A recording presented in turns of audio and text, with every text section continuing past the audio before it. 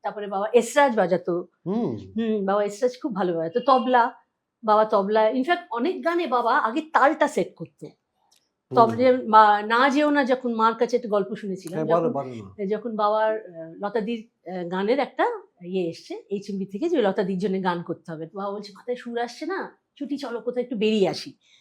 তখন বম্বেতে ওই পোবাই লেকে বাবা আর মা বেরিয়ে গেল, হ্যাঁ, মাথায় সুর আসছে না, তো যেতে যেতে কিছুটা গিয়েই বাবা বললো না চলো বাড়ি, এসে গেছে সুরটা। হ্যাঁ, বাড়ি এসেই বাবা আগে তবলায় এই রিদমটা বাবা আগে সেট করলো, তার সাথে না যেও না, ওই তালের সাথে সুরটা একসাথে রিদমের সাথে সেট হলো। বাহ, মাকে বললো তুমি তুলে নাও, তুমি মুখস্থ করে নাও, তারপরে লতাকে আমি শেখাবো। তো ওইভাবে ওই না যেও না ক্রিয়েশনটা হয়েছিল। আচ্ছা। হ্যাঁ, আগে তালটা না বাবা সেট করতো। ইনফ্যাক্ট আমি রেকর্ডিং এ অনেক সময় দেখেছি বাবাকে, বাবা স্টুডিওতে গিয়ে আগে রিদম সেকশনে চলে যেত, রিদম সেকশনে গিয়ে বাবা আগে রিদম প্যাটার্নটা সেট করতো, তারপরে কি কি দেখি তোমাদের সিনথেসাইজে কি কি টোনস আছে বা ভায়োলিন সেকশন নোটেশন দিয়ে দেওয়া হলো, তোমার বাবা তো হ্যাঁ। নিজের গানে নিজেই মিউজিক নিজেই সমস্ত, arranger। সমস্ত। হ্যাঁ হ্যাঁ, একটু জল খাবো? হ্যাঁ হ্যাঁ প্লিজ খাও। নিজেই অ্যারেঞ্জার। হ্যাঁ, বাবা তো নিজের নিজে নিজের হারমোনি, নিজের কর্ড এটা ছাড়া হবে এটাও তো না। একটা অনবদ্য, যেটা হ্যাঁ। আমাদের দেশে এইটা কোনো- এইটা এইটা বলি তার জন্য ওনাকে বলা হয় complete music director. Exactly. Right. Because he would, হ্যাঁ, every note was Salil Chowdhury. তাই জন্য আমরা বলি কি, এখন যখন কিছু ভার্সন হয় বা কিছু মিউজিক গুলো যখন চেঞ্জ হয়ে যায় না, বা কর্ডস গুলো, তখন আমার মনে হয় এটা বাবার যেন হলো না। আমি আবার কনজারভেটিভ, অফ কোর্স। কনজারভেটিভ মানে আমাদের পাগল করে দেয়। তো আমার হ্যাঁ, পাগল করে দেয় যদি একটা কোনো অন্য কর্ড না, পড়লো। আমার মনে হয় তো বাবার ওই এফেক্টটা আসছে না। হ্যাঁ আমার Naturally. মনে হয় কেন বাবা একটা কিছু অন্যটা মনে চিন্তা- হবেই। যদি আমার বাবা খুব মডার্ন ছিল, বাবা বললো না তুমি করো না, চেঞ্জেস করো, ভালো, যদি আরো ভালো করতে পারো আমার থেকে, কেন করবে না, করো। হি ওয়াজ ভেরি ওপেন। বাট আমি তুমি একটা অ্যাডজাস্ট করতে পারো। আমার মনে হয় বাবার ওইটা নোটটা সলিলদার যেটা এত মুক্তমনা মানুষ ছিলেন না, হ্যাঁ, আমার মনে আছে একটা গান সলিলদার তৈরি করলেন, মিছিল হলো একটা আমাদের যুদ্ধবিরোধী মিছিল, ক্যালকাটা ইউনিভার্সিটি থেকে আর ব্রিগেড প্যারেড গ্রাউন্ড অব্দি। আমার বুকে অ্যাকর্ডিয়ান ছিল, আমার এই এটা জীবনে কোনোদিন ভুলবো না। এবং আমি বাজাতে বাজাতে গেছিলাম, তাপসও ছিল। আমি ওখান থেকে বাজাতে গিয়ে আমার তখন খুব হাঁপানি, কষ্ট হচ্ছে, আমি ওখানে গিয়ে অজ্ঞান হয়ে গেছিলাম ব্রিগেডে। এবং তখন আমার সঙ্গে একটি ছেলে রয়েছে, বাকি সবাই কে কোথায় চলে গেছে জানি না। তখন মাইকে অ্যানাউন্সমেন্ট হচ্ছে, কল্যাণ সেনবার যেখানে থাকো মঞ্চে চলে এসে এবার গান গাইতে হবে। বা ওই অবস্থায় গিয়েই আবার গান ধরে নিলাম। তাই সলিলদার, তুই তো জানিসই গানটা, তোর মনে আছে কিনা? চলছে আজ চলবে কাল শান্তির এই মিছিল, শান্তির গান, হ্যাঁ। চলছে আজ চলবে কাল শান্তির এই মিছিল, যত না দিন যুদ্ধবাজ ফেলবে অস্ত্র তার, নারী ঘাতির শিশু ঘাতির চলবে অত্যাচার, যত না দিন সব স্বাধীন মুক্তির অধিকার, হবে দেশে দেশে রঙে রঙে রসে ভরবে এই নিখিল, চলছে আজ চলবে কাল শান্তির এই মিছিল। কি মেলোডি না? This was Salil Chowdhury, the man behind the and the music. তাই জন্য মিউজিকটা না আমাদের মনটা ভালো করে দেয়, মনটা একটা পিওর, একটা বাবার গান আমি যখনই গাই বা বসি বা বাজাই, মনটা ভালো হয়েছে। তুমি যেটা বললে না মিউজিক থেরাপি, এটা কিন্তু সত্যি ঘটনা, আমিও এটা দেখেছি ঘটনা। Music therapy. এই গত 3 বছর আমরা, হ্যাঁ, আমি অন্তরা, আমরা বেশ কয়েকজন মিলে সলিলদাকে নিয়ে একটা লড়াই চালাচ্ছি তো বিভিন্ন জায়গায় অনুষ্ঠানে। বিশ্বাস করো সময়টা না কোথা দিয়ে যে কেটে গেল। হ্যাঁ, আর ওই গানগুলোর ভেতরে ভেতরে ঢুকে ঢুকে আমরা একটা না হোলি, হ্যাঁ, feeling, হোলি একটা feeling, ফিলিং একটা আসে। একটা অদ্ভুত রকম ফিলিং হয়, যে ফিলিংটা আমি সমস্ত, দেখো আমাদের কাছে সব সুরকারই প্রণম্য, সবাইরই এমন কিছু কিছু ভালো জিনিস আছে যেগুলো অসম্ভব ভালো, কিন্তু সলিলদা হি ওয়াজ সামথিং ডিফারেন্ট। এটা আমি সবাই বলে, এটা আমার বলতে কোথাও আটকায় না। ইভেন খোকাদাও আমাদের এখানে এসে বলে গেছে যে সবাই ভালো, আমার বাবাও মানে মহান সব। হ্যাঁ, সব কিন্তু, সবাইকে মাথায় রেখে বলছি। রবীন্দ্রনাথ ঠাকুর এবং দেখো রবীন্দ্র, আমি একটা কথা হ্যাঁ। বলি, এই কথাটা শুনলে আমাকে অনেকে তেড়ে মারতে আসবে। রবীন্দ্রনাথ ঠাকুরের পরেই তোমাকে নাম বলতে গেলে কিন্তু সলিল চৌধুরী বলতে হবে। তুমি নজরুল ইসলাম বলতে পারবে না, কারণ নজরুল ইসলামের নজরুল সঙ্গীত যেগুলো, নজরুল গীতি যেগুলো, তার বেশিরভাগ গানই তো ওনার সুর নয়, ওনার লেখা, সুর ওনার নয়। রবীন্দ্রনাথ ঠাকুরের কথা, সুর সব, অ্যারেঞ্জমেন্ট তো ওনার নয়। সলিলদা কমপ্লিট। Exactly. সেটা সত্যি কথা, সেটা যে আমিও মনে করি। প্রথম নোটটা থেকে লাস্ট নোটটা অবধি হুম, পুরোটা ওনার সৃষ্টি ওনার। এইটা। এবং উনি আমার নিজের মনে হয় যে উনি কোয়ান্টিটির থেকে কোয়ালিটিতে Quality. বেশি জোর দিতেন। একদম। মানে প্রচুর গান করে ফেললাম এরকম না, যেটা করলাম সেটা মুক্তর মতো করলাম, হুম, এটা আমার নিজের মনে হয়েছে। হুম। আমরা খুব কোয়ান্টিটি, মানে এটা আমাদের হয়, এটা আসলে ওই লোভে পড়ে আর কি, হুম, মানে টাকা পাবো তো নেচে দুটো গান শুরু করে দিই, এ হলো। সলিলদাও তো নিশ্চয়ই পয়সার জন্যই কাজ করেছেন, কিন্তু কখনো নিজের ক্ষমতার বাইরে কাজ করেননি, এবং যার জন্য প্রত্যেক কটা কাজ এক একটা মণিমুক্তর মতো রয়ে গেছে। সময় দিয়েছেন, সময়- প্রত্যেকটা কাজে সময় দিয়েছে, দিয়েছেন। পড়াশোনা করেছে। পড়াশোনা করেছেন, পড়াশোনা ছাড়া হবে না। ভাবনাটা, হ্যাঁ, ভাবনাটা। তুমি কি একদম মানে ওনার কাছে গিয়ে শিখেছো নাকি জাস্ট উনি উনি যদি শেখান আমি কিভাবে শেখাতেন? আমি আমি বলি উনি কাউকে শেখাননি কোনোদিন, আবার শেখাননি এরম কোনো লোক নেই। কি না, বলছি কিন্তু বুঝতে- কয়েকজনের নামই তো পাওয়া যায় আশেপাশে, হ্যাঁ, আমরা যারা শুনতে না, পাই। তোমরা তাদের যেমন তোমরা কি বাড়িতে দেখেছো, তারা কি বাড়িতে বসে ওনার পাশে বসে শিখতেন? না, আমরা এটা জানা আমাদের দরকার। সময়টা আমি দেখিনি। আমরা যখন আমাদের তখন ধরো না, আমরা, আমাদের কাছে সেই খবরই আসে। হ্যাঁ না, আমরা ঘরে ধরো রিহার্সাল করছি, হ্যাঁ, ওরা যখন এখানে থাকে তখন আমরা রিহার্সাল করছি ডোবা আকাশদ্বীপ বাড়িতে। আকাশদ্বীপ। আকাশদ্বীপে। হ্যাঁ, তখন উনি সলিলদার একটা যেটা ছিল, সলিলদা একটা হারমোনি তোলালেন তো, সেটা কিন্তু কি করে হলো সেটা কিন্তু শিখিয়ে দিতেন, হুম, এটা কি করে এলো। একটা দিনের ছোট্ট কথা বলি, আমাদের ক্যালকাটা কোয়ারের সঙ্গে সলিলদারা, ওরা মানে সলিলদার গান হবে দূরদর্শনে, হ্যাঁ, দূরদর্শন। মনে আছে? হ্যাঁ, হ্যাঁ। এইবারে ওইটা রেকর্ডিং হবে সাউন্ড অন সাউন্ডে। সলিলদার বাড়িতে গেছি, রিহার্সালে গেছি, গিয়ে এই দেশ আমার, এই দেশ আমার এখনো মনে আছে। এবার গানটা আসছিল সেদিন আর কত দূরে, হুম, হুম। এবারে এই গানটা কি কি অসাধারণ গান, কি জায়গা যাচ্ছে সব, একটা। আর হারমোনি গুলো শোনার আজকের মতো। দিনে যেটাকে বলে কি 7/8 বলে না, হ্যাঁ, আজকের দিনে 7/8 এটা কেন যে বলে এটা আমি জিজ্ঞেস করবো পরে, একটু টেকনিক্যাল। আমি বলবো, হ্যাঁ, এবারে ধরো রিহার্সাল হলো, ওয়েট পেয়ে আমরা যখন ফ্লোরে গেছি, ফ্লোরে গিয়ে একটু পরে এসছেন, ওটা ওটা স্বাভাবিক ব্যাপার ছিল, একটু পরে লেটে আসা বা এগুলো, সেটার মধ্যে একটা মিষ্টি ব্যাপার ছিল। তো এসে গানটা গাইলাম, হারমোনিয়াটা করলাম, ওটা কে করেছে?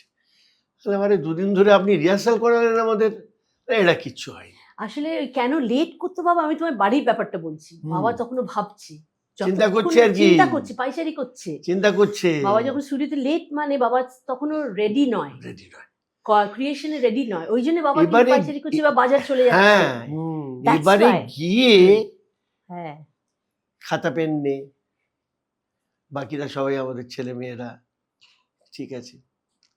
এবার যে হারমোনিটা করলেন শুভেন, হুম, মানে হুম, দিগন্ত খুলে গেল হ্যাঁ। গানটার। মানে আমি কেন যে উনি ওইটা বললেন যে কিচ্ছু হয়নি, ধুর, এ কিচ্ছু হয়নি, এই কর, মানে উনি কিন্তু ভাবতে ভাবতে ওনার মনে হয় যে যেটা ও কথাটা বলছে, ওনার ভেতরে কিন্তু হ্যাঁ। কুরে কুরে খাচ্ছে যে আমি স্যাটিসফাইড না, কেন বাড়িতে না বাবা ছটফট করতো, হ্যাঁ। বাবা খালি হাতটা আমি ঠিক এরম ঠিক tap হচ্ছে করছে, না। হ্যাঁ। কিন্তু Constant- তারপরে, এবং যখন উনি ওইগুলো শুরু করেছেন,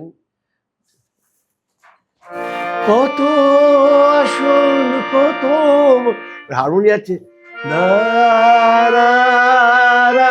মানে একটা মেজর স্কেলে, তার মানে উনি অব্লিগেটিভ এগুলো ভীষণ ভালো হ্যাঁ, বুঝতেন। ভীষণ মানে ভালো। ভায়োলিন এন্ড ইনস্ট্রুমেন্টের কি রেঞ্জ হবে, Range, অ্যাকর্ডিংলি range. বাবা কম্পোজ করতো। রেঞ্জটা কিন্তু এখনকার কোনো হ্যাঁ। মিউজিক ডিরেক্টর বোঝে না, সরি টু সে, কারণ যেহেতু কিবোর্ডে সব রেঞ্জই তো সবই রেঞ্জ, বেজে যাচ্ছে, তো একটা স্যাক্সোফোনও বেজে যাচ্ছে কিবোর্ডে, স্যাক্সোফোনে শার্পের উপরে চলে যাচ্ছে, রেঞ্জ আছে। সবই হয়ে যাচ্ছে, হ্যাঁ, ট্রাম্পেটও সব বাজছে, হুম। কোনো রেঞ্জ নেই না কিবোর্ডে, কিন্তু এই ইনস্ট্রুমেন্টগুলো তো প্রত্যেকটা রেঞ্জ আছে, যে এই অবধি ঠিক বাজে, কিছু আছে তো তারপরে বাজানোই যায় না। তাহলে এই যে যারা যারা যাদের নাম শুনেছি যে ওনার ছাত্র হিসেবে ওনারা না এরকম নিশ্চয়ই অভিজিৎ বাবুর হ্যাঁ, কথা তখন বলছি, তো না, না, আমরা না, সময় বালমানের তখন তো বাবা, একসাথেই নিশ্চয়ই, একসাথেই ছিলেন। মহাপ্রভু মজুমদার মশাই, নিশ্চয়ই। অনলদা খুব অনল- রাজ্য আরে একাডেমিতে বাবা, হ্যাঁ, কোর্ট হ্যাঁ, দেখা হ্যাঁ। ওরা হতো। তখন ট্রায়ও তিনজন, তিনজন গায়ে গায়ে থ্রি সবসময় একটা- মাস্কিটিয়ার্স। থ্রি হ্যাঁ। মাস্কেটিয়ার্স ওদের বলা হতো। তো ওরা তোমার বাবার কাছ থেকে ওনারা কি শিখতেন, মানে ওই যে- কল্যাণদা যেরকম বললেন ওরম ভাবে, ওরম ভাবেই। না সামনে বসে? না না না না না, ওইভাবে, ওইরাম শেখা সলিলদার কাজের ছিল না। মাধ্যমে। সলিলদার কিন্তু কাজের মধ্যে দিয়েছে। হ্যাঁ, কাজে মানে ওনারা রেকর্ডিং এ যেতেন রেগুলারলি? রেকর্ডিং এ বা তখন তো আইপিটি এর সময়, আচ্ছা, তখন তো হ্যাঁ ওই সময়টা তখন মাঠে ঘাটে ওরা একসাথে গাইছে। সেইভাবে বাবা বলছে এই হারমোনিয়ামটা দেখো তো, তুমি ওই হারমোনিয়ামটা করো, এইভাবে ওরা গানটা শিখেছে, বা মিউজিকের যে কনসেপ্টটা ওইটা শিখেছেন। মেন হলো কি, হ্যাঁ। আমি তোমায় বলি, ও যে বসে একটা বসে দামি শেখানো কথা নয়। বললো, কনসেপ্টটা। হুম এবং অভিজিৎ দা একটা খুব ভালো কথা বলেছিলেন আমাকে, হুম। যে দেখো একটা সাবজেক্ট নিয়ে সলিলদা গান করলেন, তারপরে সেইটা নিয়ে আমি চেষ্টা করলাম, প্রবীরদা চেষ্টা করলো, অনলদা চেষ্টা করলো, তুমি চেষ্টা করলে, সবাই করলাম আমরা, গানগুলো খারাপ হলো না, ওইখানে গেল। কিন্তু কোনো গানটাই না সলিলদার মতো ওই লেভেলে যেতে পারলো না। হুম। বুঝছে, এটা না, তার সেটা কারণ সেটা সেটা আমি জাস্ট এটাও তো হতে পারে, সেটা বিনয়ও তো হতে পারে, ওনার লেভেল না না না, বিনয় বিনয় না, ওনারও তো অসম্ভব ভালো ভালো গান অসম্ভব আছে। ভালো ভালো গান আছে, কিন্তু উনি বিনয় দিয়ে বলছেন না, কিন্তু উনি যেটা বলতে চাইছেন যে যে দর্শনের জায়গা থেকে সলিলদা ধরতেন গানগুলো না, হ্যাঁ। হুম। ওইটা সবাই থাকে না। এটা কি উনি নিয়ে এসছেন? ওটা নিয়ে এটা নিয়ে এসছে এবং শিক্ষিত হয়েছেন। আমি তোমাকে শিক্ষিত একটা হয়েছেন, কথা হ্যাঁ। বলি, 1920 থেকে 1930 সাল, এই সময় কিছু মানুষ জন্মেছিলেন যাদের এখন শতবর্ষ হচ্ছে।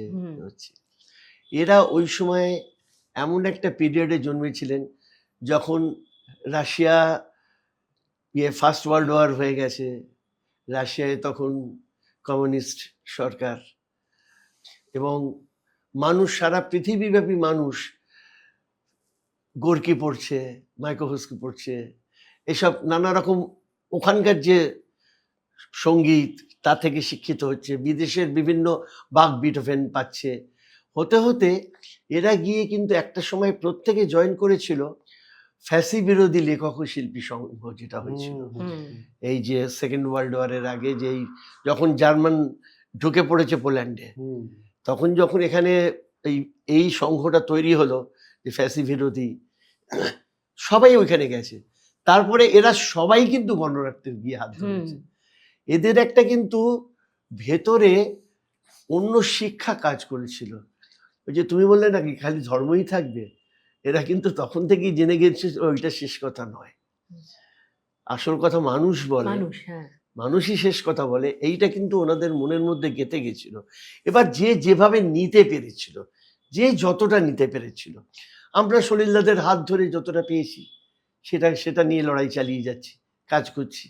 আমাদের কাজের মধ্যেও দেখবে তুমি একটা কোথাও গিয়ে মানুষের কথা থাকে। এবারে দেখো,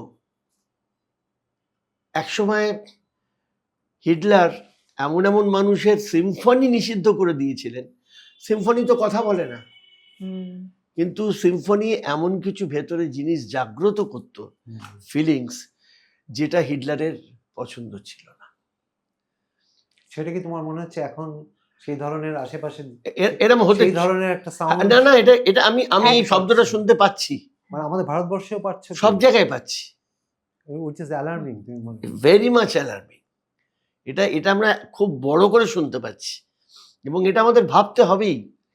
তোমার প্রথম তুমি সুরটা বেঁধে দিয়েছো আজকের আলোচনার, না যে সোশিও মিউজিক্যাল, ওই কথাটাই কিন্তু সব জায়গায় ঘুরে ঘুরে আসে, এবং সলিল চৌধুরী কিন্তু ওইটারই প্রোডাক্ট। ওই যে আইডিয়াটা, ওই আইডিয়াটারই কিন্তু প্রোডাক্ট সলিল চৌধুরী, বাকি যারা এসছেন পরে, অন্নলদা বলো, অভিজিৎদা বলো, যাদের বলো, যারা বলো। নৌশাদ সাহেবের কথা তুমি তুললে না, মারা যাওয়ার পর বললেন যে ওই 7টা স্বরের একটা স্বর মিসিং হয়ে গেল সলিলদা যখন মারা গেলেন। সম্মান বোধটা ভাবো তো। তা এইগুলো সেটা তো বটে, কিন্তু এখানে আমরা একটুখানি এবার একটা অন্যদিকে যাই, মানে এই ব্যাপারটা আলোচনা করতে গেলে আজকে এটাই এবার একটু অন্যদিকে যাই, যেতে হবে। সেটা হচ্ছে যেটা নৌশাদজি বললেন যে একটা যেটা আপনি যেটা তখন বলছেন না, কি করে বাবা বাড়িতে বানাতো, মানে বাবা এই যে আমাদের বাড়িতে রেকর্ড বাজছো না, বাবা যেরকম রাশিয়ান মার্চ সং দিয়ে, হ্যাঁ। ওই যখন রেড আর্মি মার্চ সং, এখান থেকে মানুষ কি করে ইন্সপায়ার মৌসুম বিতা হয়ে, যায় কি করে ইন্সপায়ার হয়ে মৌসম বিতা যায়, পুরো ইন্ডিয়ান। মৌসম বিতা যায়, কি করে বাবা ওখান থেকে নিয়ে একদম ভৈরবীর আঙ্গিকে একদম ইন্ডিয়ান করে দিল। বাবা ইউজ টু সে আমি আমার র ম্যাটেরিয়াল ওয়ার্ল্ড মিউজিক থেকে নিয়েছি, এটা কিন্তু বাবা বলতো। এখন আমরা এগুলোকে বলি প্লেজারিজম এখানে, বাট বাবা তো ওটা থেকে ইন্সপায়ার্ড হয়ে কিছু ক্রিয়েট করছে। যেটা করেছেন সেটা তো ওনার নিজের একদম মোজার্টের ওই যে বাট ইউ নিড ইন্সপিরেশন না, সুহানা সাফার। সুহানা সাফার, কোথাও থেকে তো ইন্সপায়ার্ড হতে হবে তোমায়, তারপরে you will take it to the next, তারপর তোমার নিজের বানাতে হবে। অ্যাবসলিউটলি। ইভেন এবং মোজার্ট সেটা নিজের হবে, রবি ঠাকুরেরও সেটা হবে, তাই তাই তাই সবারই সেটা হবে। হ্যাঁ তাই কিন্তু আছে। এখানে আমি মানে- অন্তত একটা অন্যদিকে যাই এবার, হ্যাঁ কেননা আমাদের সময় তো সীমিত, হ্যাঁ হ্যাঁ আনফরচুনেটলি। মানে না। এই এপিসোড 4টে পার্ট হওয়া উচিত হ্যাঁ না। এবার একটুখানি অন্য জায়গাটা মানে কি যেটা আমায় খুব কষ্ট দেয়, হুম যে উনি, আমি হিন্দি সিনেমার কথা বা সিনেমা মিউজিক যদি বলো, হুম, এবার হুম। সিনেমার মিউজিকে একটু আসি। হুম হুম দুতরফেই উনি তো সর্বকালের শ্রেষ্ঠ, এটা নিয়ে তো কোনো মানে দ্বিমত নেই, আমাদের কোনো বাঙালিরই দ্বিমত নেই। তাহলে দুটো ফিল্ম ইন্ডাস্ট্রিতেই হুম ওনাকে ব্যবহার করা হলো না কেন?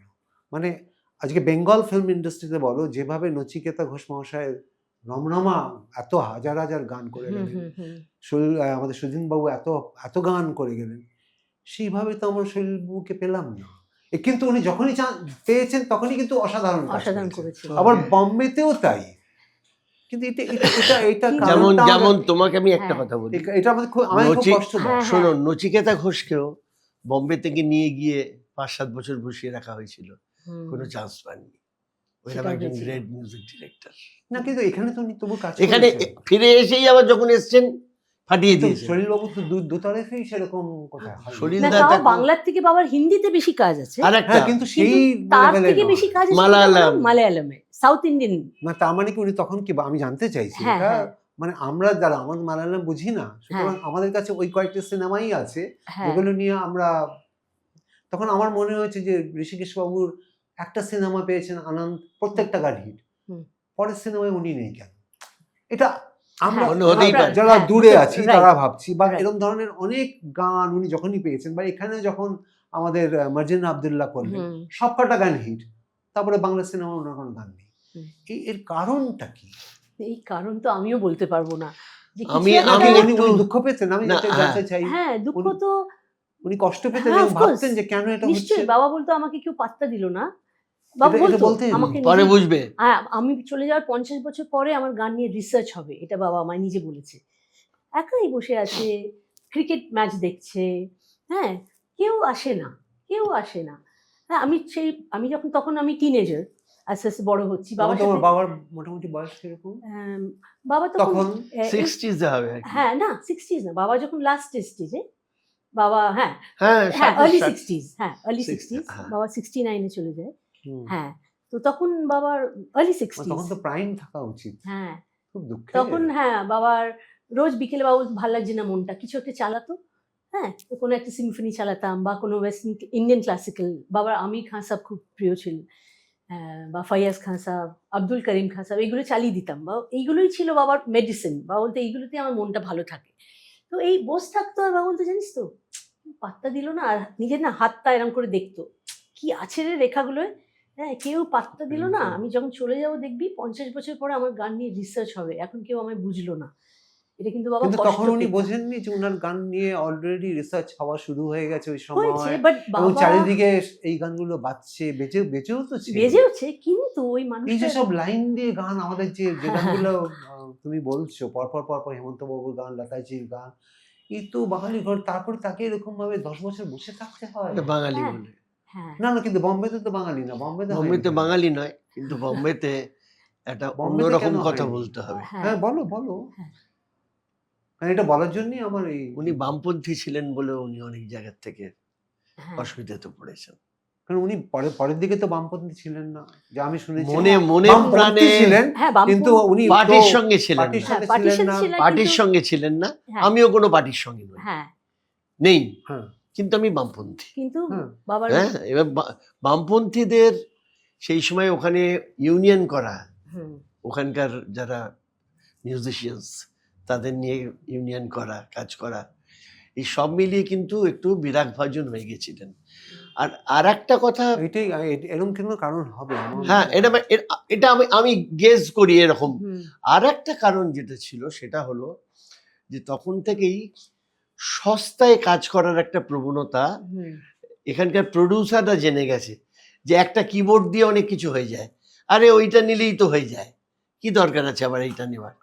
সলিলদা তো এইভাবে কোনোদিন কাজ করতে পারবেন না। এবার সলিলদার কাজ কিন্তু একটু খরচা সাপেক্ষ ছিল, হুম, আচ্ছা এটা একটা কারণ উনি তো কাজটা তো কাজের মতো করে করতেন। মানে ভায়োলিন যদি ভায়োলিন ভায়োলিন এবং 10টা ভায়োলিন লাগবে তো 10টা ভায়োলিন লাগবে, ওটা 2টো ভায়োলিন দিয়ে হবে না। তো এই যে ব্যাপারগুলো, বা একটা হয়তো সকালবেলা একটা টাইটেল মিউজিক একটা ফিল্মের শুরু করলেন, সেটা হয়তো গিয়ে শেষ হলো সন্ধ্যে 8:30টায় বা রাত্রি 2টো বা রাত্রি বা ভোর 2টো। এরম ঘটনা কেন ঘটেছে। যতক্ষণ না হচ্ছেই। মানে যতক্ষণ না ওই পারফেকশনের ওই জায়গায় যাচ্ছে, ওনার পছন্দ হচ্ছে, হুম, উনি চেঞ্জ করে যাচ্ছেন, উনি করে এইবারে যে প্রডিউসার সে তো প্রমাদ গুনছে যে এরপরে তাহলে কদিন যাবে। এটাও একটা ভয়ের জায়গা হুম, ছিল তো প্রডিউসার ডিরেক্টরদের, এবং যতটা না ছিল তার থেকে বেশি প্রচার হয়েছিল। প্লাস বাবার মিউজিকটা না বোঝা। এটা তো হ্যাঁ, ব্যাপার যে একটা- তফাৎটা যদি কি। দেখো অন্তরা যদি হ্যাঁ। বুঝতে নাও হয় হ্যাঁ, আজকে লতাজি তো ওখানে রয়েছেন, বোম্বেতে হুম। রয়েছেন, আমি এটা জাস্ট একজন বাইরের একজন শ্রোতা এবং হ্যাঁ। গণমুগ্ধ একজন মানে কি বলবো ভক্ত হিসেবে আমি মনে করছি, ধরো একটা খুব ব্লান্ট কোয়েশ্চেনই করছি, হুম, হুম, লতাজিকে দিয়ে তো কি গান করিয়েছেন, মানে হুম। একেবারে মানে কিছু সত্যি কথা। ভাবনা নেই। লতাজি তো মহারাষ্ট্রিয়ান, উনি তো হুম। মহারাষ্ট্রে আছেন, উনি তো রানী। হুম, তো এইখানে দাঁড়িয়ে লতাজিও তো বলতে পারতেন সলিলদাকে দিয়ে আরো গান করাও, মানে ওনার কথা তো কেউ ফেলতে পারতো না তখন। আহ, তো সেই এটা- এই জায়গাটা আমি এটা- বুঝতে পারি না যে উনি তো লতাজি মানে বেস্ট, হুম, মানে the cream. The cream, the Rani, the হ্যাঁ। ডিভা আর গডেস যাকে বলো। না, বাট বাবা কোনোদিন তো অ্যাপ্রোচ করবে না বা কখনোই বলবে না, মানে বাবা না বাবাকে বলতে হবে কেন, ওনারা এটা আমার খারাপ লাগে যে হ্যাঁ, মানে ওনার ফিল্ম মিউজিকটা আমরা জানতেই তোমাকে পারলাম না, আমি তাহলে বুঝতেই একদম পারলাম না। আউট অফ দ্য ওয়ে একটা কথা বলছি। হ্যাঁ, পঞ্চম দাস শেষে কি অবস্থা হয়েছে? না এই পঞ্চম দাসের সাথে একটু ব্যাপার আছে, হুম। সেইটা ব্যাপার আছে দু রকম, আমি জানি না সেটার সাথে এটার মিল যদি পাও তাহলে আমাকে বলো। হ্যাঁ, সেটা হচ্ছে যে আমি অনেকের মুখে শুনেছি, আমাদের বন্ধু বান্ধব যারা ওনাদের রেকর্ডিংও বাজিয়েছে, তারা বলেছে যে শেষকালে পঞ্চমদার লাইফস্টাইল টাইফস্টাইল এসব নিয়ে আমি কথা বলার আমার কোনো হুম, হুম। উদ্ধত্যই নেই, সেটা বলতেও চাই না, but his music was very very predictable. শেষের বছরগুলোতে হুম। লাস্টে হঠাৎ ওরকম 942 এসছে, হুম। তার আগের মিউজিকগুলো কিন্তু লাস্ট 5-7 বছর কিন্তু ভীষণ প্রেডিক্টেবল হয়ে গেছিল, এবং যারাই রেকর্ডিং স্টুডিওতে বাজাতো বলি কুছ নয়া নেই মিল রা হ্যায়, আমাদেরই বন্ধু বান্ধব অনেকে বাজিয়েছে। এটা মানে পঞ্চমদা আমি পাগল ভক্ত, মানে ভগবান মানি, কিন্তু এইটা কিন্তু রটেছিল, যে হিজ মিউজিক আব নেই চল রা হ্যায়, যখন বিধি বিনোদ কি জানো ওনার নাম, বিধু বিনোদ চোপড়া। বিধু বিনোদ চাপড়া যখন হুম। এটা করলেন, যখন দৌড়ে দৌড়ে গিয়ে বললেন, বললেন নেই ও পঞ্চম কা মিউজিক, পঞ্চম দা আর ডি বর্মন কা মিউজিক চলেগা নেই, ও চলতা নেই।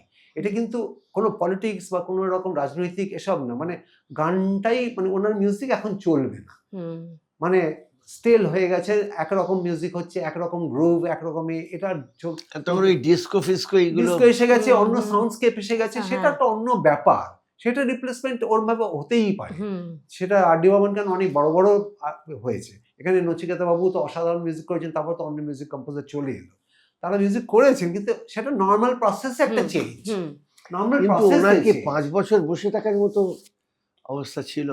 না সেটা হয়তো 5 বছর জায়গায় 3 বছর 2 বছর, কিন্তু এই কারণটা হচ্ছে ওই কারণেই যে his music was not acceptable in the music industry, সেইটা একটা সবাই মিলে এটা ভেবেছে যে ওনাকে যখনই কিছু করা হয়েছে, তার আগেও তুমি 5 বছরটা দেখছো, তার আগেও কিন্তু উনি আরো 3 বছর যে মিউজিক করে সেই মিউজিকগুলো লাগেনি, এখন মিউজিক করলে তো লাগাতে হবে, মানে লেটস বি অনেস্ট অ্যাবাউট।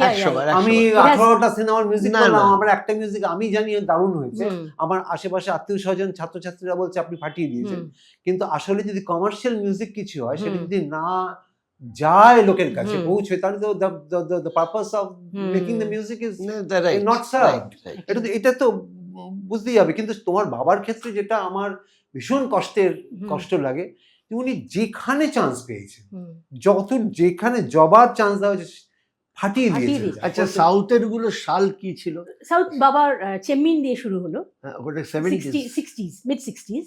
আর হ্যাঁ, তারপরে যেটাতে ওখানে শেষ বাবার কাজ? লাস্ট ফিল্ম মালায়ালামে ইন হ্যাঁ, 93। কিন্তু ওখানে উনি রেকগনাইজ ওখানে রেকগনাইজ বাবা, ওখানে মানে তার মানে বোঝা যাচ্ছে একটা ওখানে পলিটিক্যাল king, ব্যাপার আছে, he's a because king। ওখানে that was Kerala and then ওখানে ওখানে গড God গড বাবা। গড হ্যাঁ। ওখানে সলিল চৌধুরীর লাস্ট ফিল্ম অব্দি, ইনফ্যাক্ট বাবার লাস্ট হিন্দি ফিল্ম স্বামী বিবেকানন্দা, ওটাও অলসো জিভিআই। তাহলে আমি জাস্ট একটা GVI তোমার বাবাকে 10 বছর বসে থাকতে হলো কেন? মালায়ালাম ইন্ডাস্ট্রিও কি তোমার বাবাকে খানিকটা মানে এই করেছিল, মানে তারাও কি মনে করেছিল যে না?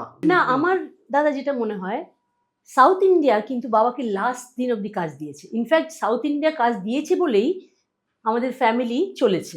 তুমি বললে লাস্ট 10 বছর কাজ ছিল। মানে কাজ বাংলায় পাইনি, ও বাংলায় সাউথে কাজ করেছিল, সাউথে ওটাই কাজ- বলছিলাম। সাউথে কাজ করেছি, এবং বম্বেতেও টিভি সিরিয়ালগুলো দর্পণ, চরিত্রহীন, এই যে সব সিরিয়ালগুলো তখন হয়েছে, সব তো বাবার মিউজিক, তখন কুরুক্ষেত্র, আচ্ছা। এগুলো তো সব তখন বাবার টিভি সিরিয়ালে কাজ পাচ্ছিল। হ্যাঁ, তো ওই সময়েও বাবার প্রত্যেকটা এপিসোডে জানো কত পাচ্ছিল পার এপিসোড? বাবা পুরো মিউজিক করছে 5,000 টাকা, ভাবা যায়? বাট বাবার ডেডিকেশন, একটা নোট থেকে লাস্ট নোট পুরো, আমি তখন প্রোগ্রামিং করতাম কিবোর্ডে, হ্যাঁ, ওই এডিটিং স্টুডিওতে বসে আমরা ব্যাকগ্রাউন্ডটা বাবা করছে। হ্যাঁ, আমার মনে আছে বাবাকে বলছি, বাবা চলো এবার, না এটাকে শেষ কর, শেষ কর। পুরো এপিসোড আমরা দেখে দেখে এডিটিং স্টুডিওতে বসে মিউজিক করছি। 5,000 টাকার জন্য মানুষটা সারাদিন খাটতো, ভাবা যায়?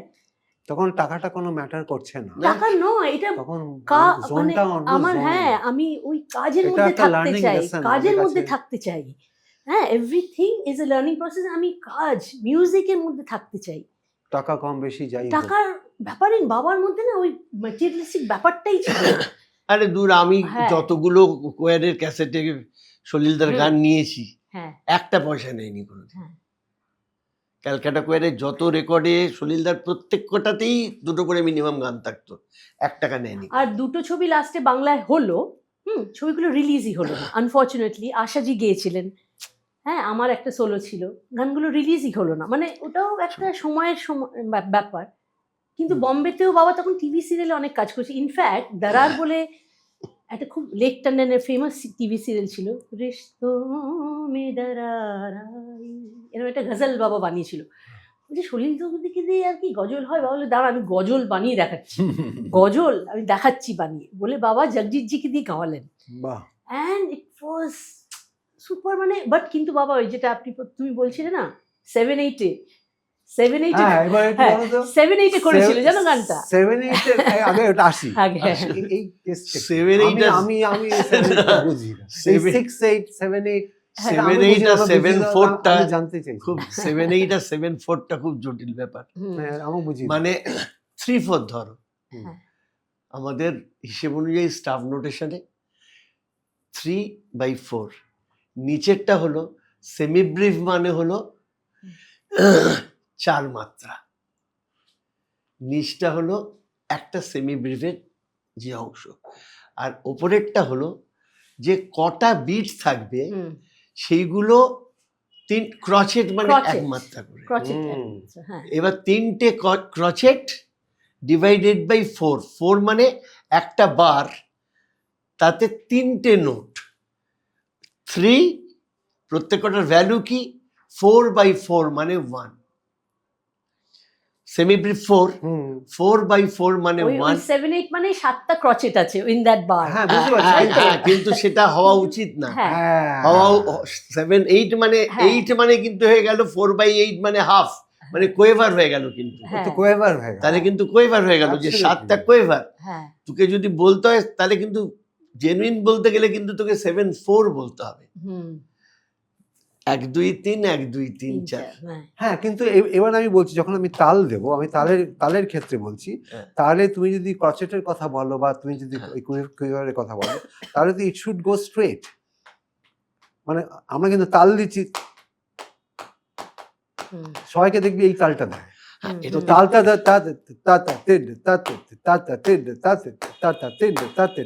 হাফে এইভাবে তাল করছো। দেয় না, এটা তো আমরা হ্যাঁ,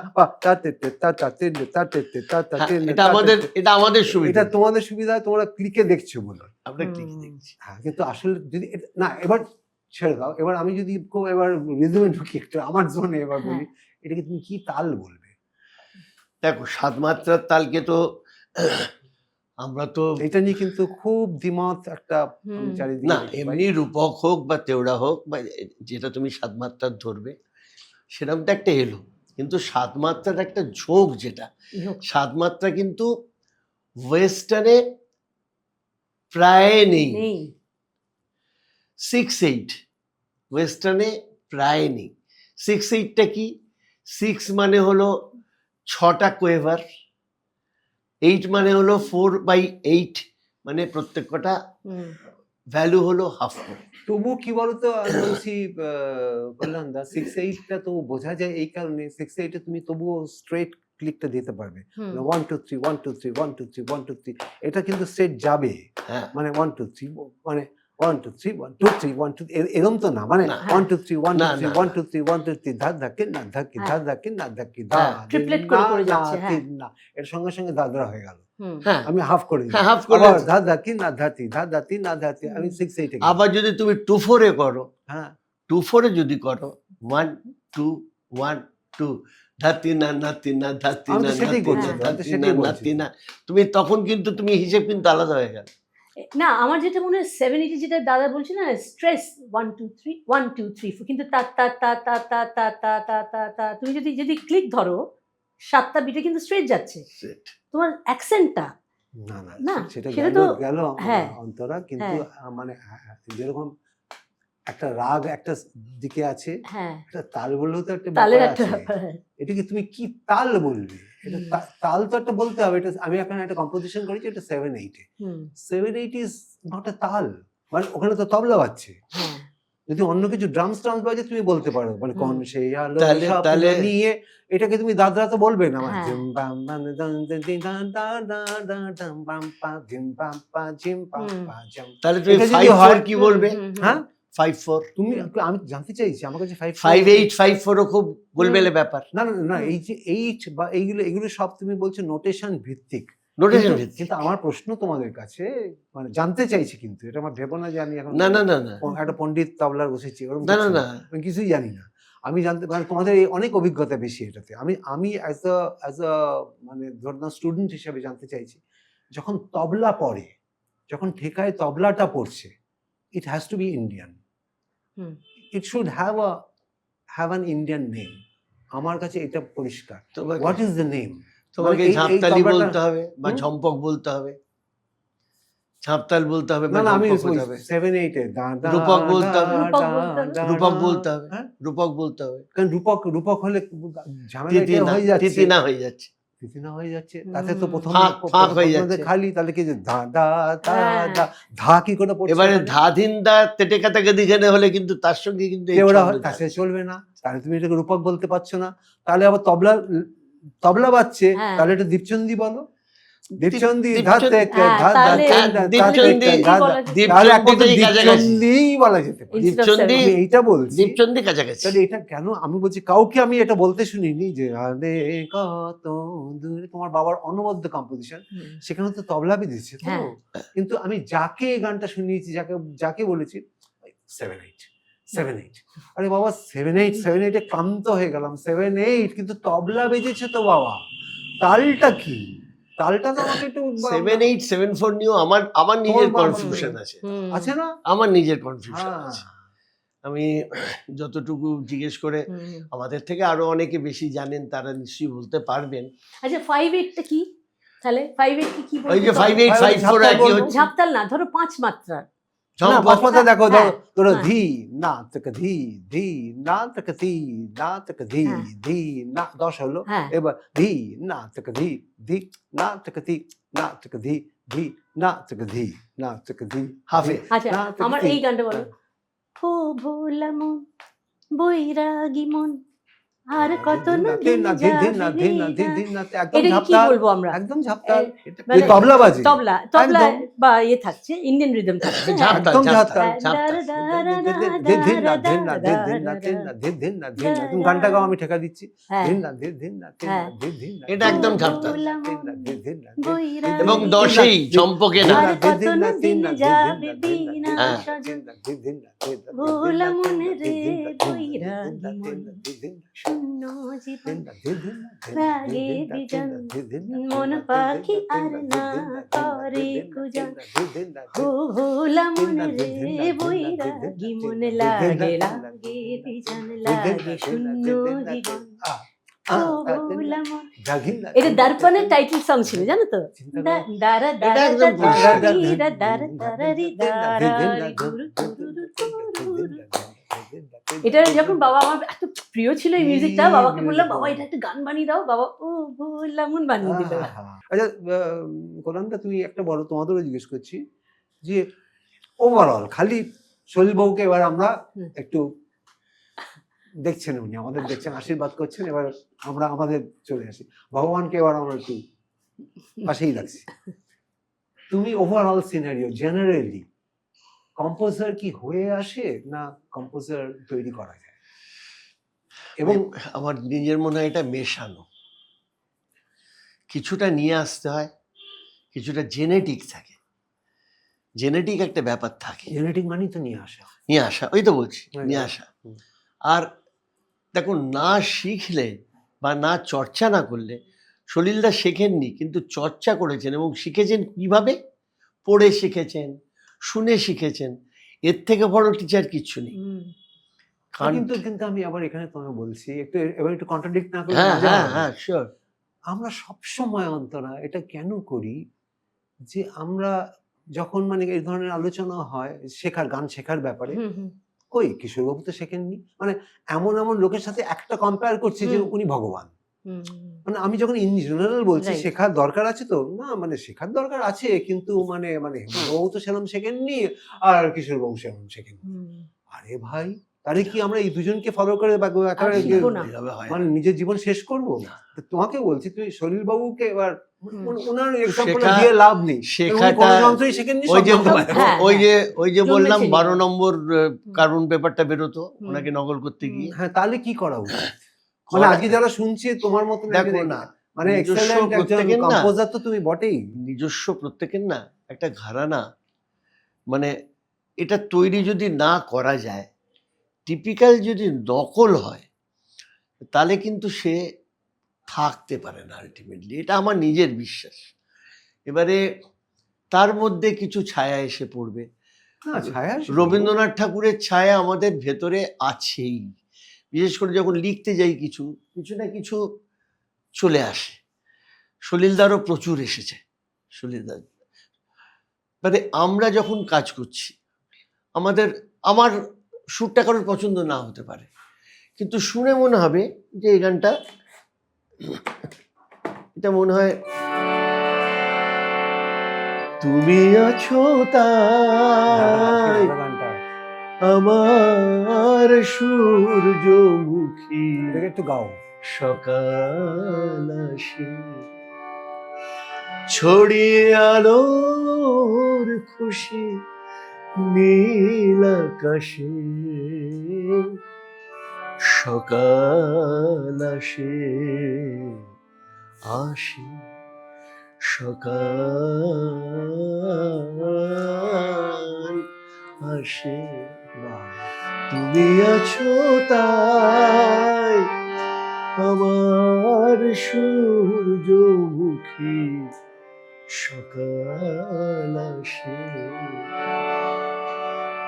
তোমার পাখির গান আমারই প্রাণের ভাষা, তোমার মেঘলা দিন আমারই নির্জনতা, তুমি আছো তাই আনন্দ খুঁজে পাই ব্যথার পাশে, ছড়িয়ে আলোর খুশি নীল আকাশে সকাল আসে, আসে সকাল আসে। একদম তোমারই সুর, এখানে হ্যাঁ। ইনফ্লুয়েন্স যে- আমি দেখতে পাচ্ছি এই না। যে দেখতে পাচ্ছি কারুর কিন্তু সেটা জোর করে আনতে হবে। হ্যাঁ মানে ব্যাপার হলো জটিল দাকে একটুখানি খানিকটা হ্যাঁ, পাওয়া মানে যাচ্ছে, এটা সেগুলো এসে এটা কারোর এ তো আসবেই। হ্যাঁ আর এবার হয়তো যারা তোমার খুব এটা ভালো ডিপলি লাগলো আমরা শুনেছি হুম। তাদের মধ্যে এইগুলো আসবে, কিন্তু হুম। এটা তোমারই সুর। হ্যাঁ, হয়তো তোমার ভালো লাগলো না, হ্যাঁ হ্যাঁ। হতেই পারে এর ভালো লাগলো না, হুম। কিন্তু একটা ধারা, হ্যাঁ হ্যাঁ একটা ধারা। absolutely. আমি এইভাবেই চেষ্টা করে যাই যাতে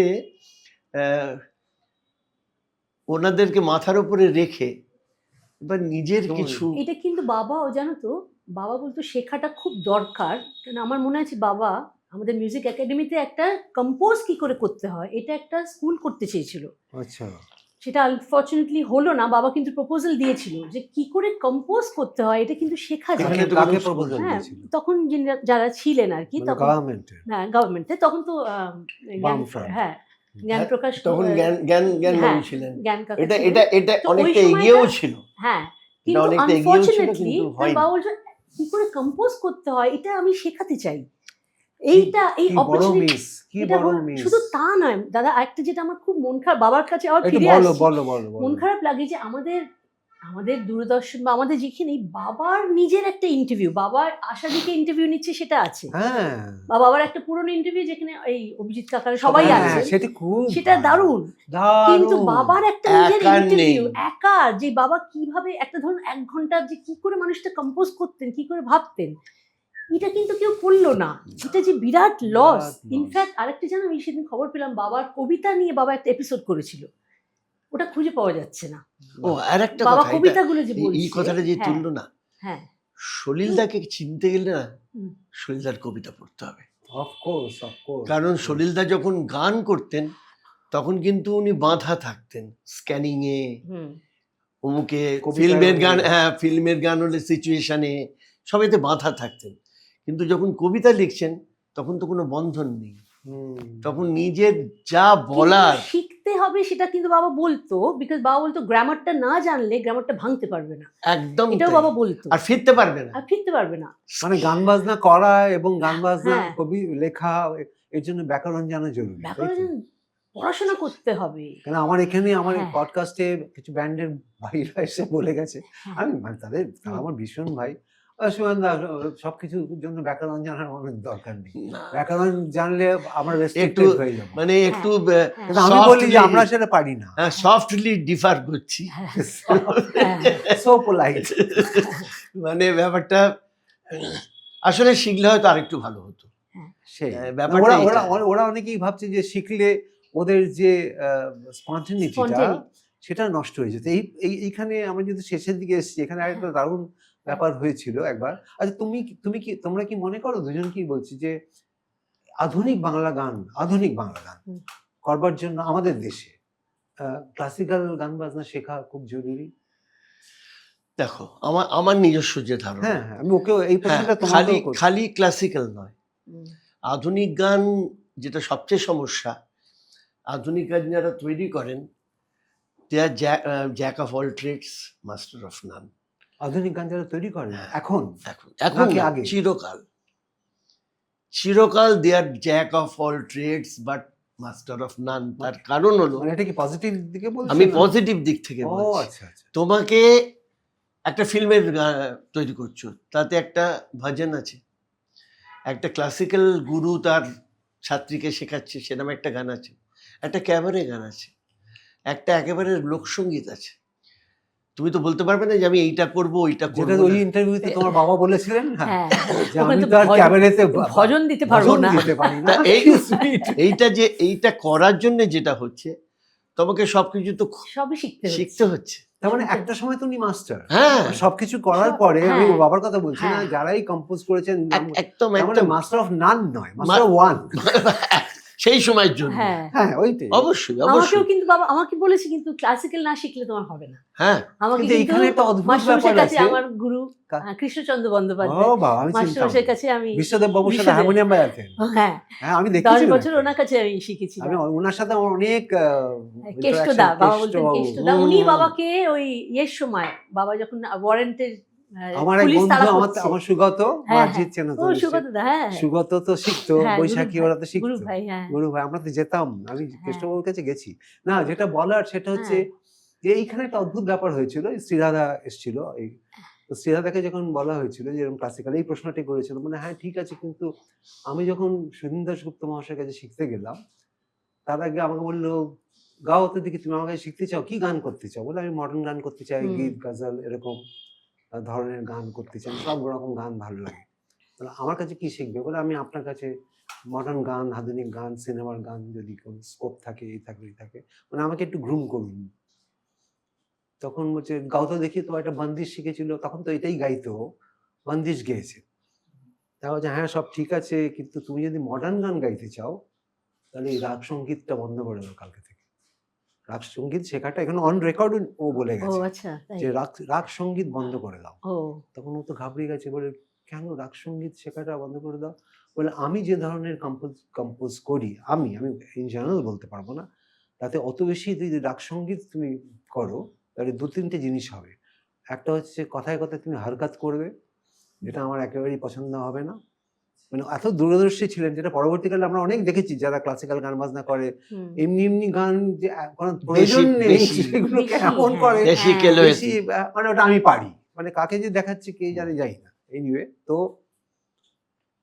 আমি তোমাকে ভয়েস ট্রেনিং করাবো, যদি আমার কাছে শিখতে চাই আমি ভয়েস ট্রেনিং করাবো, কিভাবে পিচিং করতে হয়, কিভাবে ভয়েস থ্রোয়িং করতে হয়, কোন নোটটা এখানে প্রয়োজন, কোন নোটটা নাই, আমি এইভাবে তোমাকে করবো। তুমি আমার কম্পোজিশন করতে হচ্ছে, তুমি ওয়েস্টার্ন গসপেল সিঙ্গিং করো, তুমি ফলস নোট কিভাবে ইউজ করতে, এইগুলো শেখো, যেগুলো ক্লাসিক্যাল তালিমে তোমার হবে না। আর একটা জিনিস যেটা বলেছিল সেটা আমি খানিকটা একমত। অন্য আমি মনে করি ক্লাসিক্যাল শেখার একটু দরকার আছে বলে আমি মনে করি, ওটার সাথে ভয়েস ট্রেনিং এর সাথে।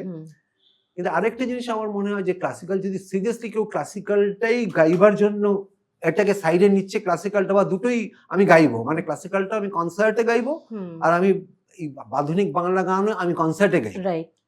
সেক্ষেত্রে এই ক্লাসিক্যাল স্টেজে গাওয়ার যে সময়টা ডিমান্ড হবে না শুভেন, সেটা হয় না। হয় না। আর গলাটা এত বেশি কর্কশ হয়ে যায় রেয়াজে, যার জন্য আমার মনে হয়েছে এই কারণেই বোধহয় লতাজি ফুললি ক্লাসিক্যালে যাননি, আশাজি ফুললি কিন্তু ক্লাসিক্যাল। ওনারা রোজ রেয়াজ করতেন ক্লাসিক্যাল বন্দিশ। হ্যাঁ, কিন্তু ওইভাবে রেয়াজ করতেন, হ্যাঁ।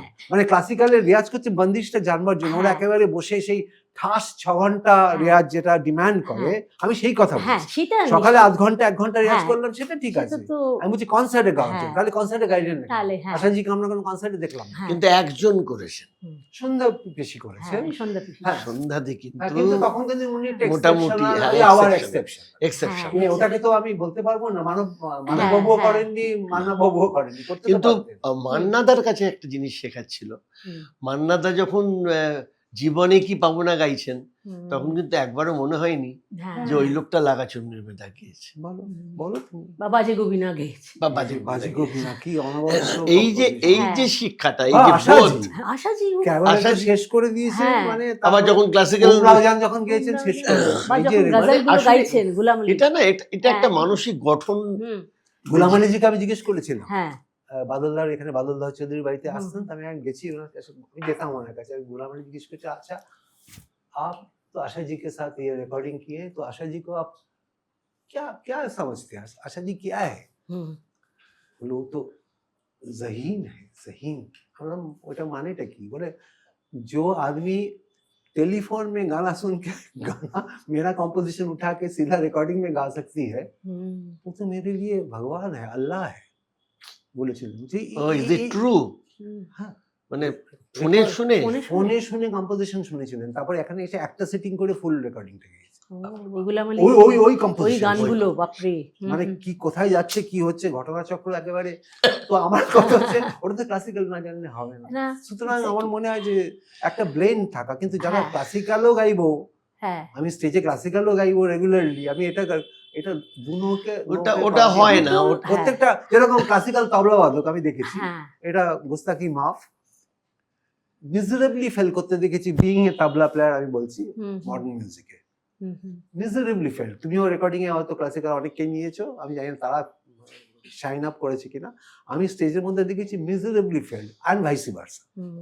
অ্যান্ড আবার দেখেছি যখন ওদেরই আমি যখন ক্লাসিক্যালে একটা পোর্শন যে একটুখানি একটু বাজাতো, একটা ছেড়ে দিলাম এবার বাজাতো, হ্যাঁ কুল পাচ্ছে না। হ্যাঁ আমি আবার দেখো রবি ঠাকুরের গান, বিপ্লব মন্ডল হুম, অনবদ্য বাজিয়ে আমি চলে তোমাকে যাচ্ছে। হ্যাঁ। দুটো ঘটনা হুম, বলতেই হবে। এখন একটা কাজ করেছিলাম, জাকির জি বাজিয়েছিলেন। ও তোমার রেকর্ডিং? হ্যাঁ, ও। ওটা বোম্বেতে, ওটা আলটিমেটলি বেরোয়নি, যাই হোক। তা একটা জায়গা ছেড়ে রেখেছিলাম ওনার জন্য, যেটা উনি সোলো বাজাবেন এবং ওটা ভিডিও হবে আর কি। তা উনি 3 বার 3 রকম বাজালেন। আমি তার মাথা মুন্ডু তেহাই কোথা থেকে তুলছেন শুভেন, আমি কিচ্ছু বুঝতে পারিনি, কিন্তু প্রত্যেকবার দেখছি সমে পড়ছে এমন ঠিক, মানে একদম ঝোঁকটা একদম মানে প্রপার। এবার দেখে বললেন যে যেটা ভালো মনে হবে আপ ও রাখ লিজিয়ে। তাহলে আমার তো 3টেই দারুণ লাগছে। ও তিনটে দারুণ লাগছে। দিন তুমি বলছো মাথা মুন্ডু, মাথা আমি তো বুঝতে আমি তাও তোমার শুনতে ভালো লাগছে। শুনতে তো অসাধারণ লাগছে। ও আমি বললাম মাথা মুন্ডু বুঝলাম না, ভালো। শুনতে তো অসাধারণ লাগছে, ও আচ্ছা, কিন্তু যে ফ্র্যাকশনই উনি নিচ্ছেন সেটা প্রয়োজন নেই নাকি না, ওই ফ্র্যাকশনটা আমার বোধের নেই।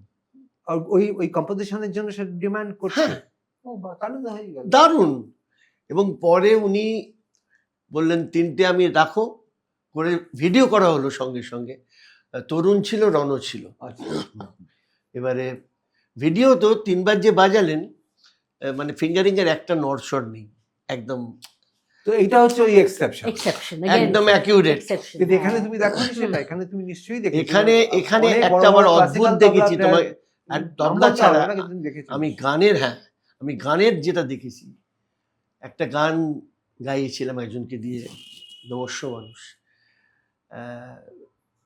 ডুয়েট গান ছিল, উনি ছিলেন আর নির্মলা দি ছিলেন। তা স্কেলটা হাফ পর্দা নামাতে হয়েছিল,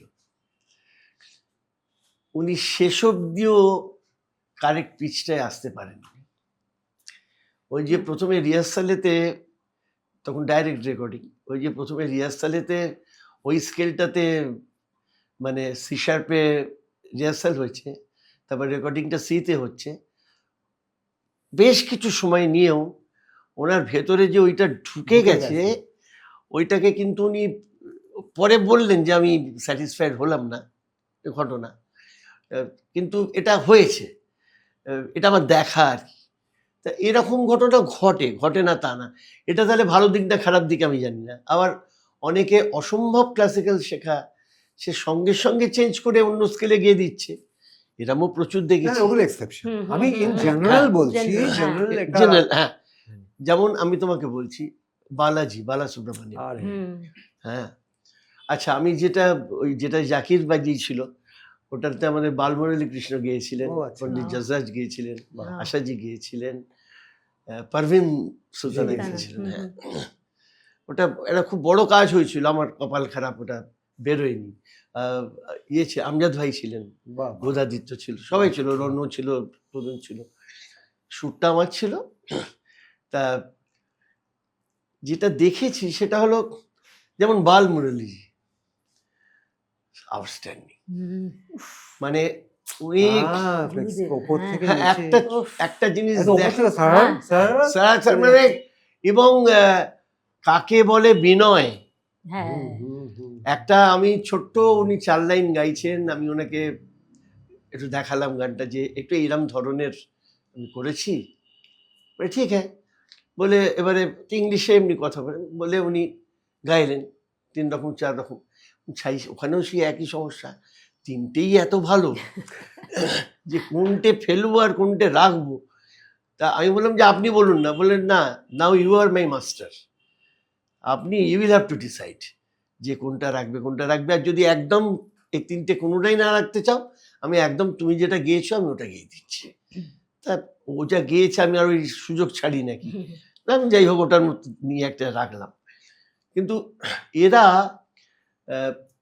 কি বলবো, মানুষ হিসেবে একটা না অন্য জায়গায় বিলং করে শুধু। Absolutely, absolutely. এটা তো বটেই।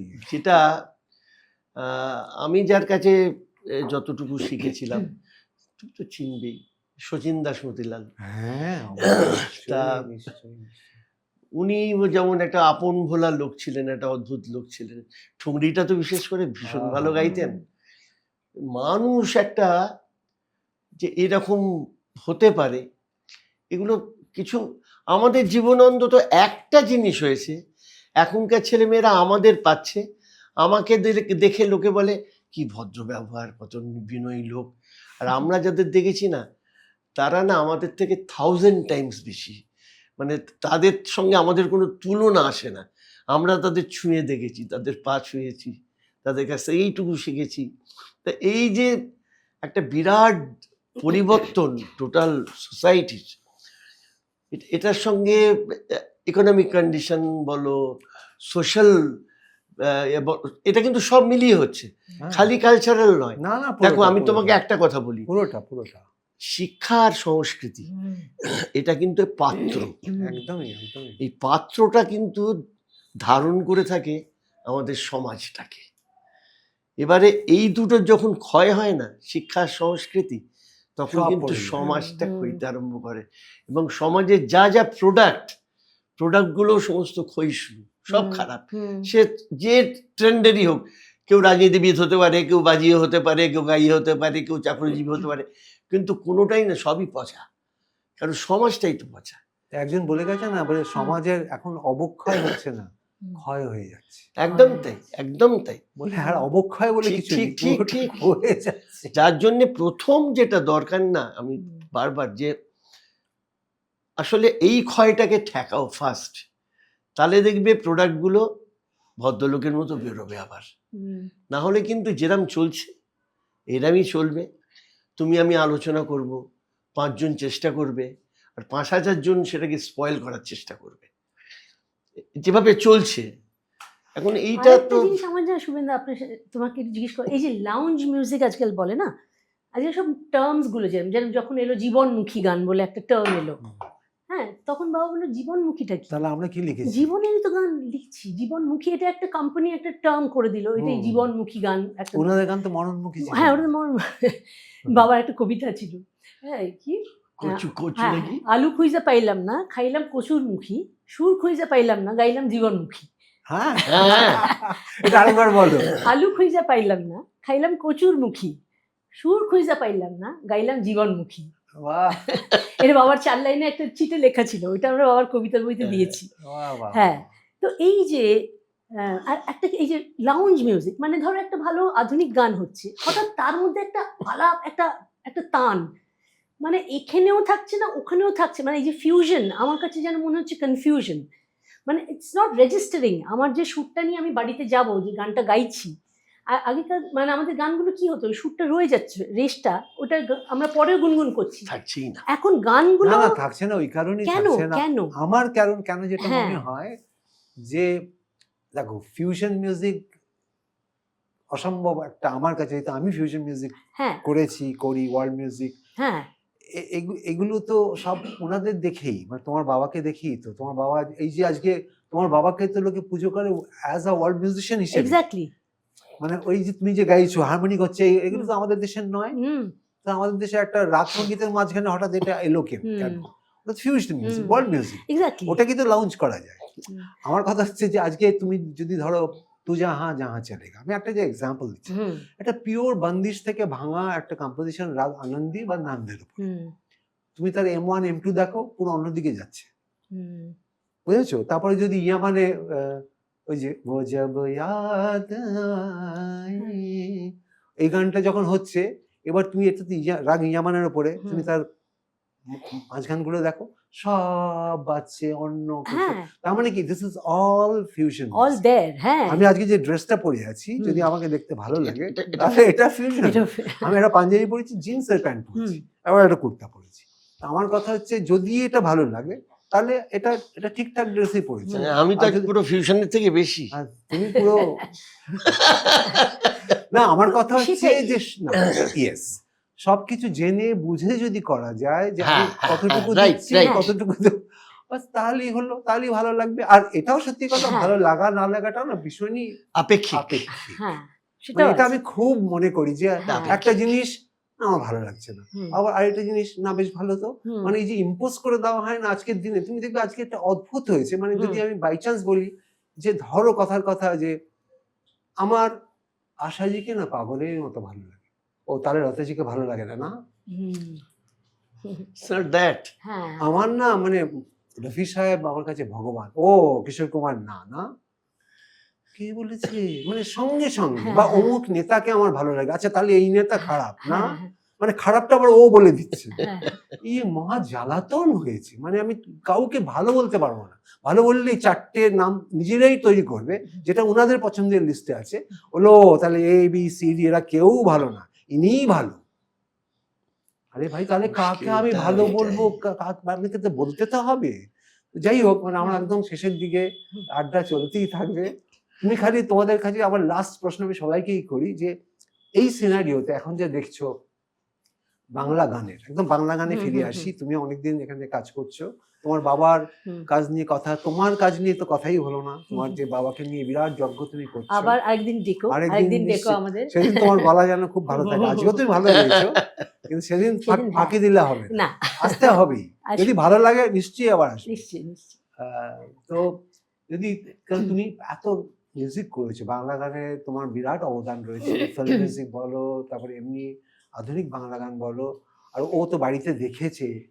তো এখন লাস্ট 5-7 বছরের গল্পটা বলছি, পুরোনো দিন হয়ে গেছে সম্মান জানিয়ে, এখন কি দেখছো, সিনারিওটা কি দেখছো, এটা পরিষ্কার তোমরা বলো, কারণ তোমরা যদি না বলো তাহলে এটা কি আমার এটা একটা আমার- বলো, আর তার সাথে তুমি 3টে রেমেডি বলো, যেটা একটু যদি কেউ ভেবে দেখে তাহলে ওভারঅল এই সিনারিওটা মেন স্ট্রিম বাংলা গান এবং আধুনিক গানের একটু, মানে সিনেমার গান এবং আধুনিক গানের একটু উন্নতি হওয়ার চান্স, যদি তুমি মনে করো প্রয়োজন, এখন যেরকম গান হচ্ছে। দেখো, আমার যেটা নিজের মনে হয়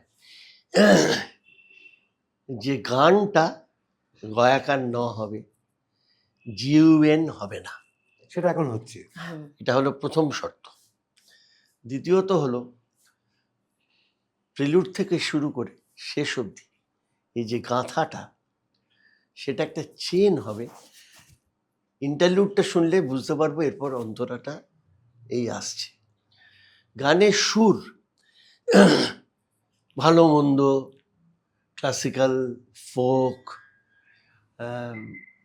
ওয়েস্টার্ন, যে যেরকম প্রয়োজন অনুযায়ী, কোনোটাতে আপত্তি নেই, কিন্তু কোনো সময় গান যেন গানের মতো না মানে থাকে, গান যেন অন্য কিছু না হয়ে যায়, সেটা মানে হচ্ছে, সেটা হচ্ছে। সেটা হচ্ছে কেন হচ্ছে, সেটা কি কম্পোজারের জন্য মেনলি? সেটা যেটা হচ্ছে মেনলি হলো, মানে তুমি কম্পোজারের পয়েন্ট অফ ভিউ থেকে বলছো? হ্যাঁ, ওকে, তারাও প্রেশারাইজড হচ্ছে by producer and by director, producer and directors. কারণ ওরা গান বাজনা বোঝে না।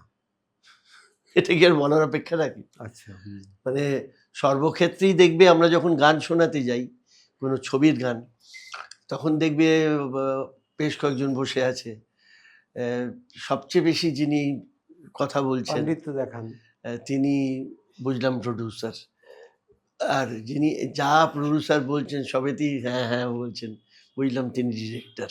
আচ্ছা, এটা বোঝা যায়, আমরা এখন বুঝতে পারি।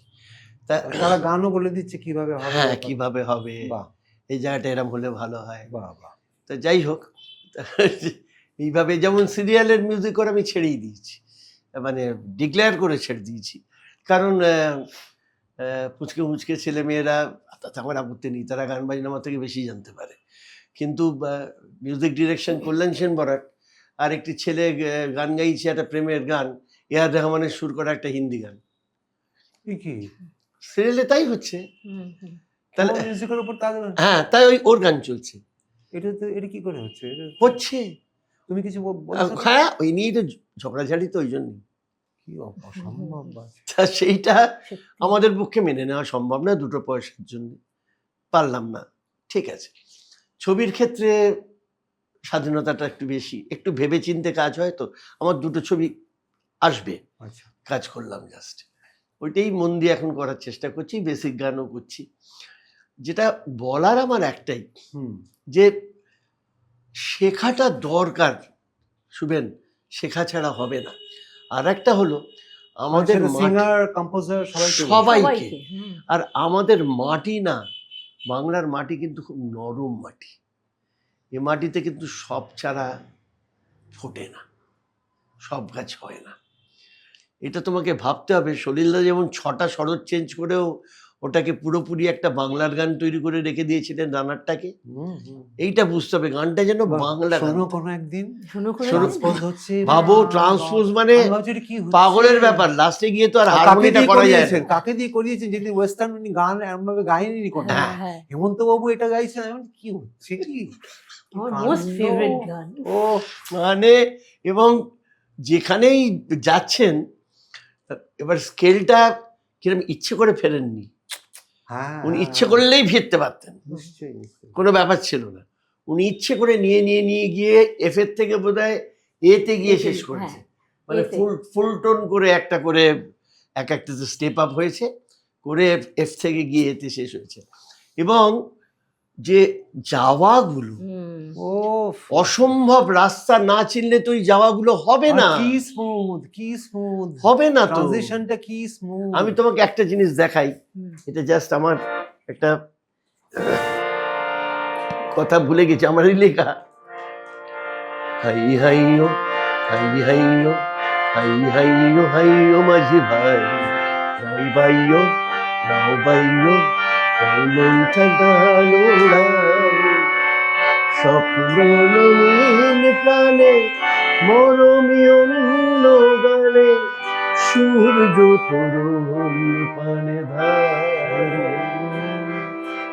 ধাইয়ো। স্কেল চেঞ্জ করেছি, আমরা করেছি, সলিলদারই নকল। মানে রাস্তা কিন্তু এখান থেকে খুঁজেছি, পরিষ্কার কথা। তুমি কি বলবে? এইরকম পৃথিবীর গাড়িটা থামাও, ওটাও টনিক চেঞ্জ করে, হ্যাঁ না ওটা অসম্ভব গান যখন যাচ্ছে বাবা জ্যাজ স্টাইলে, মানে হি ওয়াজ কনস্ট্যান্টলি এক্সপেরিমেন্টিং। হ্যাঁ, তো তুমি কি বলবে? আমারও তাই মনে হয়। এখন আমি গান বাজনা না, আমি ফ্র্যাঙ্কলি বলবো, আমি না শুনি না, আমার ভালো লাগে না, কোনো কিছু আমার ছোঁয় না, টাচ করে না। মানে হচ্ছে খুব ভালো, খুব সুন্দর, অনেক ক্লাসিক মানে কাজ দিয়ে গাইছে, বা ক্লাসিক্যাল না, আমি আধুনিক গানই বলছি, ধরো খুব সুন্দর ভালো গান, কিন্তু ভেতরে ঢুকছে না আমার যেটা মনে হচ্ছে। কথাটার সাথে, সুরের সাথে, তারপর অ্যারেঞ্জমেন্টের সাথে, গানের সাথে কোথাও যেন প্যাচ ওয়ার্ক। না, গান যারা গাইছে তারা কি তাদের উন্নত, তারা না কষ্টে প্যাচ ওয়ার্ক হচ্ছে আমার যেটা মনে হয়। একজন কম্পোজ করছে, একজন অ্যারেঞ্জ করছে, একজন লিখছে, মানে আলাদা আলাদা। না, তারা কষ্টে আছে, যারা ভালো গান ভালোবাসে তারাও কষ্টে আছে, তারা কিন্তু কষ্টে আছে। সত্যি কি গাইবো, কোন গান গাইবো, সেটা একটা ভীষণ একটা ল্যাক হচ্ছে। তবে এই দিন থাকবে না, পজিটিভই শেষ করি, পজিটিভই শেষ করতে না হবে। থাকবে না, থাকতে পারে না। আস্তে আস্তে দেখছি তো মানুষ চেঞ্জ আসছে, 100% আসছে। এবং শুভেন, আমাদের কাছে যে এত ছেলে মেয়ে শিখতে আসছে, আমার কাছে তো আমার মতো গানই শিখতে আসছে। হ্যাঁ, তারা আসছে কেন? তারা তো এটা গানটা ভালোবাসে বলে। তো এইটার মধ্যে থেকে সম্ভাবনা দেখতে পাচ্ছি। হ্যাঁ, তাদের মধ্যে সম্ভাবনা দেখতে পাচ্ছি। আমি লাস্ট একটা যাদবপুর ইউনিভার্সিটির ভেতরে যে ওপেন থিয়েটারটা আছে, সলিলদার গান 10টা 300টা ছেলে মেয়ে নিয়ে করেছিলাম আগের বছরে। এবং তাদের আমি যা ডেডিকেশন দেখেছি ওই গান গাওয়ার জন্য। তোমার ক্যালকাটা কয়েন নিয়ে তো কথাই হলো না, ওটা আবার হবে না, বাট ওরা চায় শিখতে, ওরা এটা বা আর্টিস্টরাও ভালো গান গাইতে চায়। কিন্তু আরেকটা জিনিস হচ্ছে, মিউজিক কোম্পানিগুলো তো কেউ নেই, কে মার্কেটিং করবে? আমাদের মার্কেটিং করার তো কেউ নেই। এখন তো ইউটিউবে সব free, everything is free listening. আমরা তো গানগুলো করে ছেড়ে দিতাম, হ্যাঁ, মানে লাস্ট এফর্টটা দিলাম একদম গানটা শেষ অবধি করার। এর পরের ব্যাপারটা দেখবে কোম্পানি, মিউজিক কোম্পানি। এক্স্যাক্টলি। আমরা এখন তো কিছুই পাওয়া যাচ্ছে না। একটা খুব খারাপ অবস্থার মধ্যে দিয়ে যাচ্ছি, ব্যাপারে কোনো সন্দেহ নেই শুভেন। তবে আমি আশাবাদী। তুমি আশাবাদী? হ্যাঁ, মনে হয়, জানি না, এখনো অব্দি দেখতে পাচ্ছি না, যদিও আমার বাচ্চাদের যখন গানগুলো শেখাই, ওর কাছে কতজন বাচ্চা শেখে জানো? আপাতত আমি 50টা না, বাচ্চা শিখতে পারে, তাদের মধ্যে না, ওই ডেডিকেশন না। আছে না, শেখার জন্য মানে শিখছে, কি এটা তো একদম। ভালো গাইছে, আমি তার নোট ধরে ধরে শেখাচ্ছি। হ্যাঁ, দিদি ম্যাম এটা এটা হারমোনি আছে না, আমি এখন নাও গান ভোরেটা শেখাচ্ছি, হ্যাঁ। সেটা ম্যাম একটু ওদের মা বাবারা শিখতে চাইছে, যে বিকজ ওই গানগুলোর ভেতরে না ওদের এনার্জি দিচ্ছে আর ভালো সেটা তো লাগছে। দেবেই, সেটা তো তো তাই দেবেই। জন্যে আমি বলছি আশাবাদী তো হতেই হবে আমাদের, we have to have hope, কিন্তু আমাদের আরো খাটতে হবে, we have to work hard. Very hard. হ্যাঁ, এটা without hard work nothing can হ্যাঁ। হাঁটতে এবং সত্যি কথা বলতে হবে। হ্যাঁ, এবং গুরুর কাছে শিখতে হবে। তাহলে তোমার বাবার ওই কম্পোজিশনটা সেদিন আর কত দিয়ে আমার মধ্যে সেটি সত্যি সেদিন আর কত দূরে আমরা বসে আছি। ভালো গান কি হ্যাঁ, কোন স্কেলে B flat। করবো? B flat. হ্যাঁ, ওটা দিয়ে শেষ করব। হ্যাঁ। Thank you so much. my pleasure, my pleasure. 1 2 3 1 2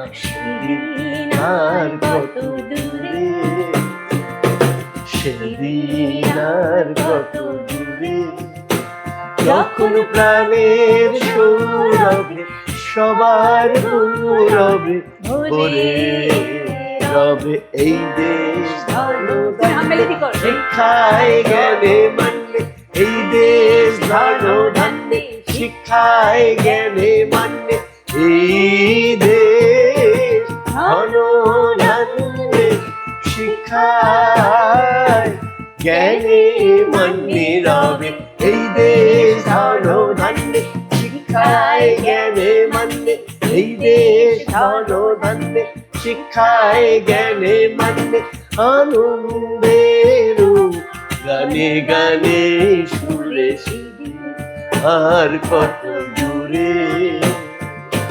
গম পদ পাপা সা পাদা গম পদ পাপা নি নি নি সদ গরে রে সনি ধানি পদ নি সা সা সা ইধা গম পদ পাপা মগরে নি গম দ পাপা সেদিন আর কত দূরে,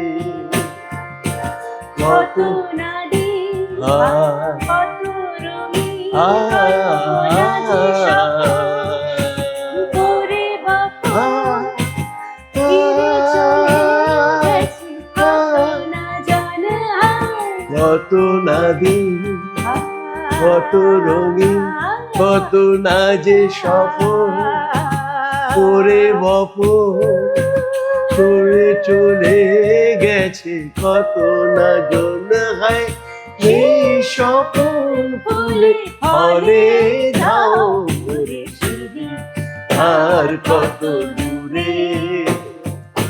পাপ্পা পাপ্পা দা পাপ্পা সা পাপ্পা ধানি সানি রে ধা ধা ধা ধানি ধা ধানি ধা ধানি সা ধানি সা পাপ্পা পাপ্পা দা পাপ্পা সা পাপ্পা ধানি সানি রে ধা ধা ধা ধানি ধা ধানি ধা ধানি সা ধানি সা সা পা মা গা রে সানি পানি সা রে সানি পা ধানি দা পা মা গা রে সেদিন আর কত দূরে।